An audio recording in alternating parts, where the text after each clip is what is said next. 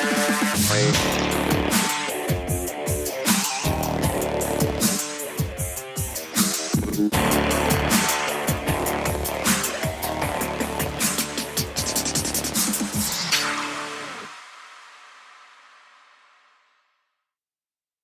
want to start off with a reminder that we are not doctors. Before you make any changes or try something new, always consult with your doctor and medical team first. Chronic illness can vary from patient to patient, so it's always best to consult with your own doctor for what is best for you.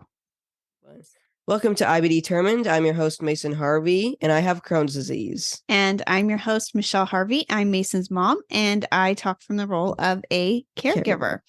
And today's topic is one that was requested, and it is something that I hope you guys will all realize we are not doctors, and we don't recommend that you just strictly follow our advice.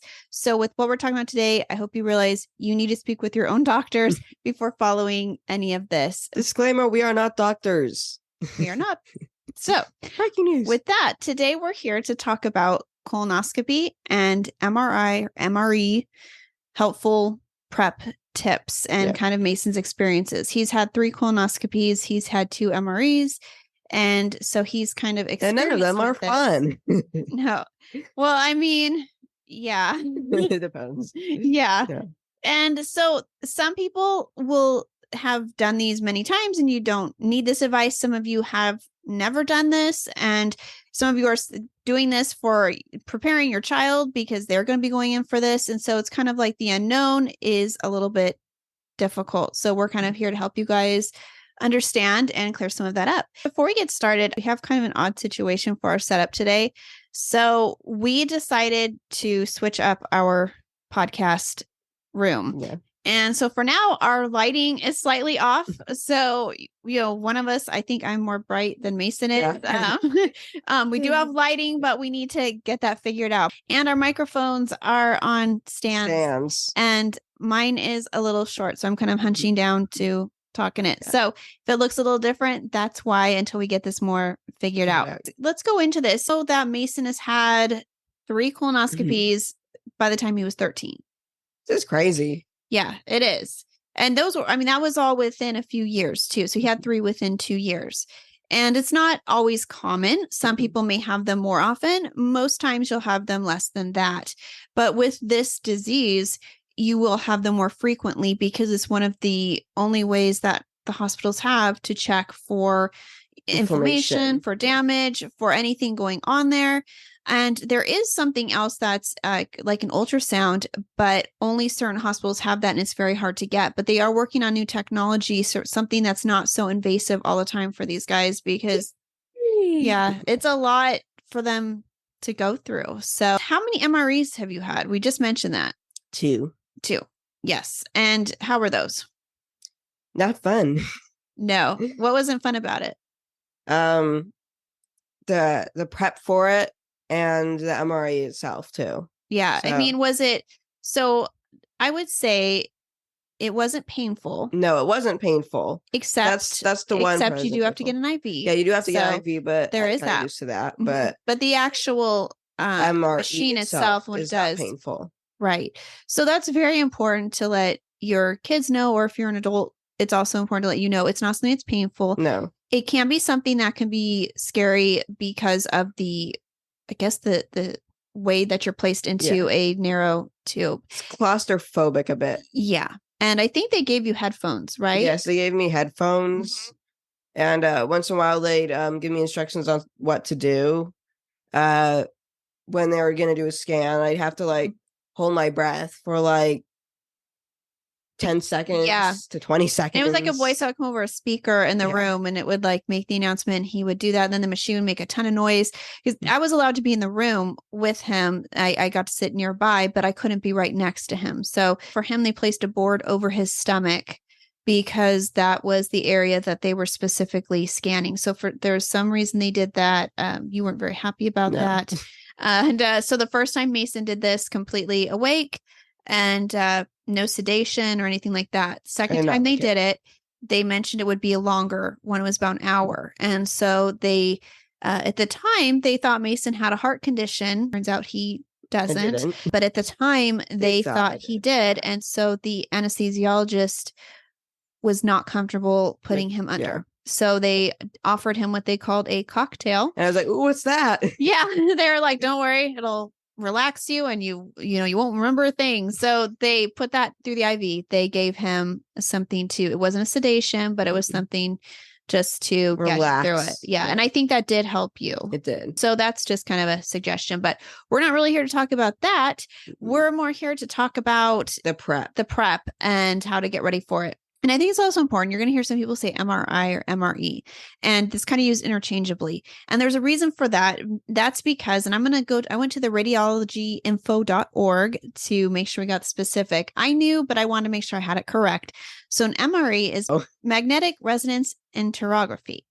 And an MRI is magnetic resonance imaging. So the difference between an MRE and an MRI is it's the same thing. You're going to use the same machine, but it's performed with a contrast material. And that's in the form of a drink and also put through an IV. Yeah. So it's intravenously like a dye that will go through the system for the areas they specifically need to highlight. And with an MRE, it's basically is just a special type of MRI. That's all it is. So the main thing is it will produce detailed images of the small intestine. So that's fun. Wonderful. And so we're going to kind of talk about today how we had to prep with it. And this is Mason's own experience. This is not something that may be identical for everybody, but this is just how I felt comfortable doing it. Right. And this is what your doctors prescribed to you. So this is, this might differ for you guys, but if they are going to be using an oral dye, then we'll discuss first what the MRE prep might be like. For Mason, they came to us and they said, we're going to be doing an MRE and he needs to drink all of this within, it was a specific amount of time. I can't remember if it was 60 minutes, 90 minutes. It was like an hour. No, maybe it was like 2 hours. I think it was between 60 and 90 minutes. So something around there. So either an hour, hour and a half. Oh, for the MRE? For the MRE. Okay. Yeah. And so when they brought in all the drinks that he had to drink, it looked very intimidating to him. Yeah. He was like, I'm not drinking all that. He was panicked. He's like, how am I going to do all this? Because a lot of times when these guys are having it, you're probably not feeling well. Sometimes you are in good health when you have these. And sometimes you're not hungry at all. When you have Crohn's, your stomach may not feel well. And there's always a chance of it not staying down. Mm-hmm. And they did tell him, they said, well, either you drink this or we will make you drink it. And not in a mean way, but they'll put it through an NG tube or do something where you will receive it. So he knew he had to. Okay, I'll drink every 5 minutes. I drank, I don't know. It was like a cup, half a cup or something. Do you remember the flavor? It's Gatorade. No, no, it wasn't Gatorade. Nope. Oh, that's the other thing. It was lemon. It was like a lemon lime. It actually wasn't bad. Yeah. So but then it ruined it for me. And I think a lot of people may be familiar with this, but it's a lemon lime drink.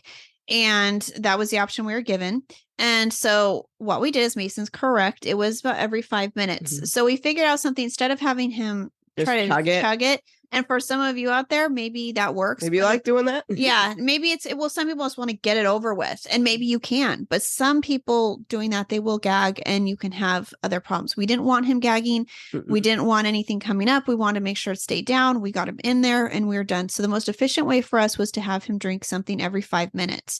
So what we did is say if the prep time was 60 minutes, say you had 60 minutes, that would be a total of 12 drinks he'd be drinking. So what we did is just divided 60 minutes by 5 minutes to figure out how many drinks that was. And it's our own measurement. We created it and you can do your own too. Oh wait, it was because it was like 2 bottles or 3 bottles, but you put it into 12 cups. It was several bottles. Yeah, it was several bottles. You probably barely remember. Yeah, I don't remember this. I was too stressed. Yeah, so it was a lot of bottles. So let's just use 36 ounces. Okay, so say they said you have to drink 36 ounces in 1 hour.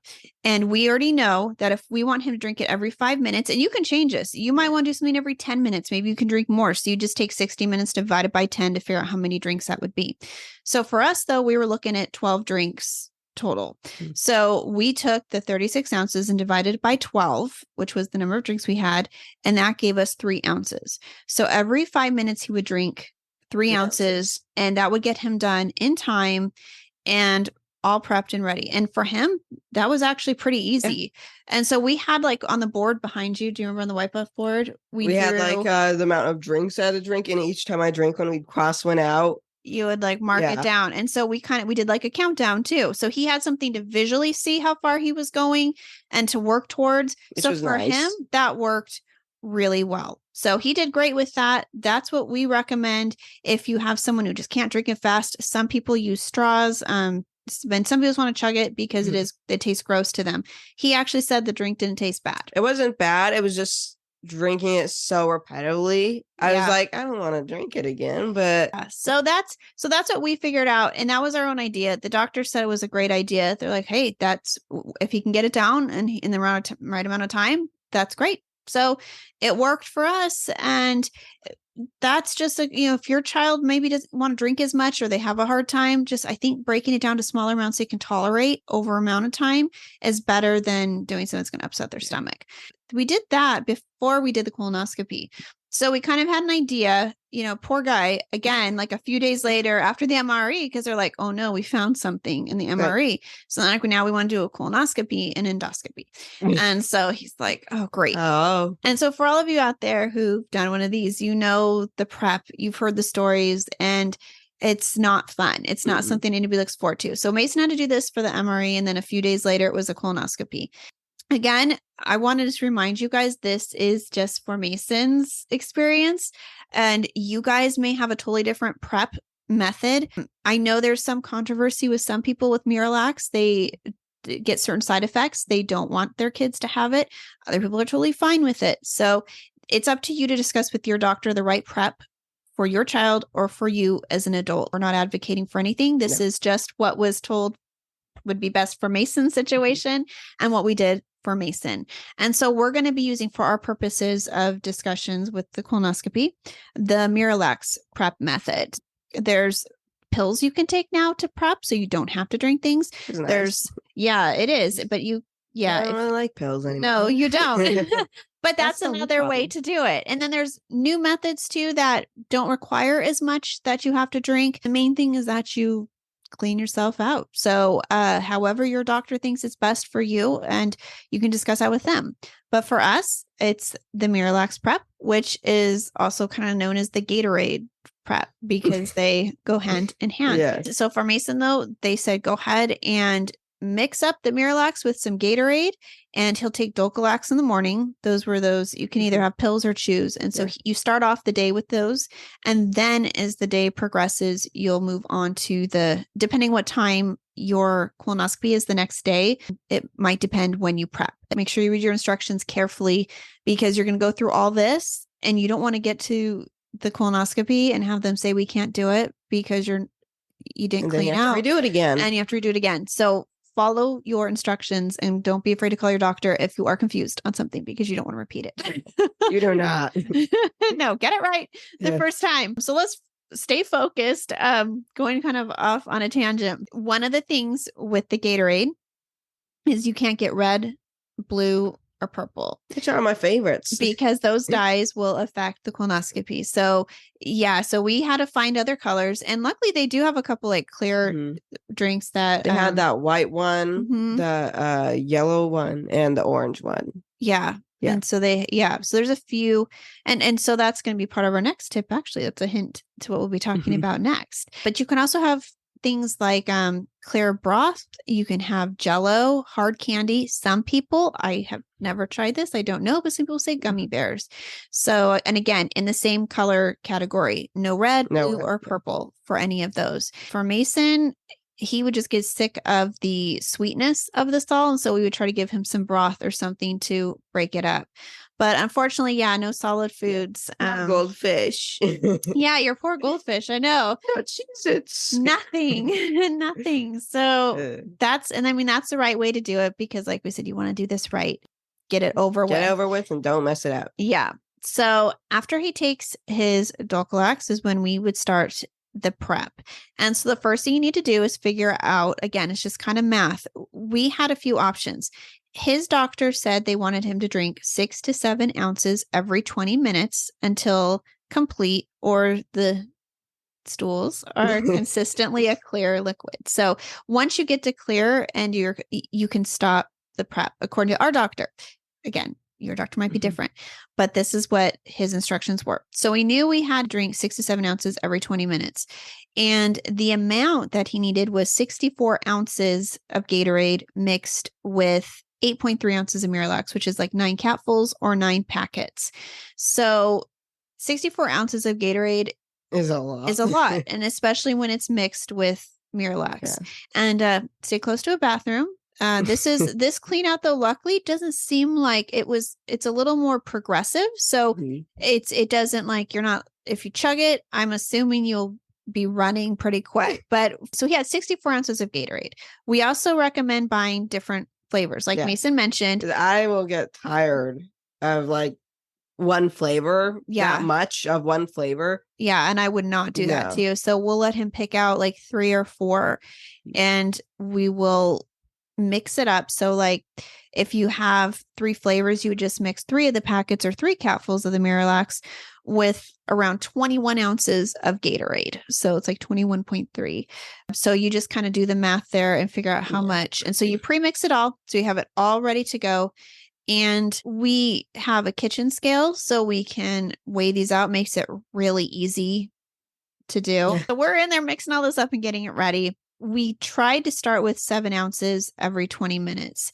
And I think, though, you start to get full. Yeah. Right? It starts to kind of, you start filling up, and it feels like, okay, 20 minutes seem like a long time. And then it's not. So what we would do is we would switch to 3.5 ounces every 10 minutes. So it's the same, but you're drinking less at a time. So we kind of would mix that in there. It's kind of like a trick of the mind, I guess. So it's like, look, it's not as much. We would have like a cup with a line on it, so we would know how much to pour for 3.5 or 7 ounces. And so we would just keep going until we emptied all of the pitchers that we had prepared. So I guess as time passes, it just gets a little bit more difficult. So the idea is just to take it down kind of into smaller amounts it can handle. For him, it was a small enough amount where he could more easily do it.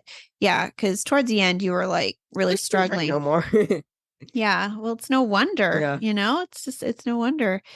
And so we'll kind of tell you that I'm going to kind of go over the math. You might have already figured it out because it's not too difficult, but just in case, I'll kind of go over how we did it. Mason's favorite part, the math. No, I'm out. So if the amount of liquid is 64 ounces, you're going to divide it by the recommended amount that he would drink. So like every 20 minutes was what was recommended to us. So we divided 64 by 7 ounces to get 9. So he would drink 9 cups of 7-ounce Gatorade mix. It would take about 3 hours doing it that way if he drank 7 ounces of Gatorade every repeatedly 20 minutes. Yeah.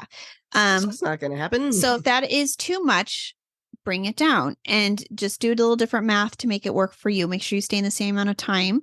And you just take the amount of liquid again. So say it's 64 ounces and divide it by the recommended amount. It would be every 10 minutes. So if it was 7 ounces every 20 minutes, that would be 3.5 ounces every 10 minutes. Now you have 3.5 ounces every 10 minutes. So you're going to divide your 64 ounces by 3.5 ounces, which would be 18. That means it would be 18 cups of 3.5 ounce Gatorade mix. And so that would be every 10 minutes. So it's better. It's the same amount, but I mean, right. It's littler amounts. Right. It's the same. Less amount of time. But this way you at least have an idea about how many cups. You don't, I mean, again, if you can clean out faster, then you can stop. And you can kind of start off with more. And if it's going well, awesome. If not, start reducing it and just kind of change the timing so it's less each time. And I think that's easier. And the other kind of fun thing we did, and this isn't something, I mean, I think it works better for kids. So sorry, adults out there. I don't think it's going to work as well, but we would post on Facebook. So we'd go on social media. You could do this on Instagram or whatever social media you prefer. But we would go on and we post a picture of Mason with like drink one. Yeah. And, thumbs up after he drank it. And we had some people who like sponsored him. So like his grandma. $1 of a drink. Yeah. His $5 of a drink. It was $5. It was $5. My mom, my cousin, they jumped in. They're like, all right, it's like a good old fashioned jogathon where like you pledge per lap, but it's like it's per drink. Yeah, I'm gonna go. I'm gonna go prep right now. I know. Well, actually, it turned it into something more fun for you. So obviously, I don't want to do for it all again. you parents out there, like go ahead and reward them and make it exciting or make it fun. Adults, I hope maybe I know it's a lot harder because like you may not have people willing to do that for you, but for kids it's pretty cool. So Mason ended up every time he would take a drink, he was tallying up how much money he was making. I mean, was that cool? That definitely was. Do you think that's a cool idea for like, do you think not bribing, maybe giving incentives? Do you think that's a good idea? I think so. It's like instead of saying we'll give you this much when you drink all of them, but like when you're getting this much for every drink after you drink it, it gives you something to look forward to every time you drink something. Not when you're done, but like every time you're done drinking something. So it makes you look forward to the next drink. Right. I think it gives you that extra focus. Yeah. So you're like not just focused on how awful this is. It's like, okay, it's awful. Another drink, but $5. Yeah. So that's kind of a fun idea. So maybe announce it to your friends and family, like you're going to be doing this. Let them know, like, hey, my poor kid is got to do this colonoscopy or poor prep. me if I'm an adult. Or poor me. Yeah. Maybe it will work. Maybe it will work. And just see if some people are willing to play along and jump in and just, what was fun too, is some people just posted a picture like cheers, and they would have like whatever they're at work or, so it was really fun to see people's pictures popping up and kind of rooting Mason on and drinking and like cheers to him. So it was, we made it kind of fun, and I think you enjoyed that. It. Yeah. So that's basically our tips for colonoscopy and MRE prep. And it's more of just like basically you get your instructions and don't be afraid to break down the amounts, talk to your doctor, make sure there isn't a reason you have to do something every 20 minutes. So make sure you check before. Ask the doctor. We're not doctors. Right. No, ask them if it's okay. Maybe explain what you're going to do and make sure they're like, oh, okay, yeah, that's fine. But for us, it was okay. It worked well. And by breaking those amounts down to smaller amounts, and for him, just chugging it wasn't an option. And for some of you out there, I'm sure that's the option for you, and awesome. But if it's not, this is another solution for you guys. Just do a little bit of math and break it down so it's smaller amounts, and it'll be easier for them to tolerate. So that's basically it for today. It's just a quick very fun episode. Yeah, a very exciting episode. But I think it's helpful. I think some people are curious. And when you have a child that is like, does not want to do this, and they already know they have to go through the whole procedure itself. And it's so this kind of is just one other angle, because there's other angles you have to attack with it to help your child or help an adult. But hopefully this helped you guys in some way. And as always, you can follow us on Instagram at Team IB Determined. And you can also listen to us on places like Spotify, iHeartRadio, Amazon Music, Apple Music, any of those places. So fun stuff. Yeah. And if you prefer watching, go to YouTube. And if you are watching us on YouTube, make sure to like and subscribe. And if you want to be notified every time we post a video, make sure you hit that bell. And also don't feel afraid to leave a comment, because we don't get that many comments anyways. We'll definitely read it and we'll answer it. Yes. So, and if we're just saying hi, we'll say hi back. Yep, exactly. We'll say hello, or we will go ahead and take a question, maybe something we can turn into, just like this. This was something brought to us, and we would eventually talk about it. Ideas for future episodes. It's helpful. So we know it's important to you guys. Yeah. So just like the person who came to me at this one, I'm like, well, let's just do it this weekend. Let's just talk about it, because it was something on their mind, and eventually we were going to get to it, but might as well do it now. So, and thank you for putting up with our ever-changing situation. So this will be the more permanent spot. Just hopefully we can get a little better lighting. So next time will be a little more visually interesting. And so that's about it. Yep. So thank you guys for listening, and we will see you guys in the next video. Yeah. All right, guys. See you. Bye. Bye. We hope you will stick around, tune in, and reach out to us with your own journeys. We are excited to give you an inside view of what it takes to be a caregiver and what it's like to be a patient. And most of all, we hope you'll maybe be able to apply something you hear on here that might help you in your own life. Sometimes life changes, and it's all about how you handle the journey.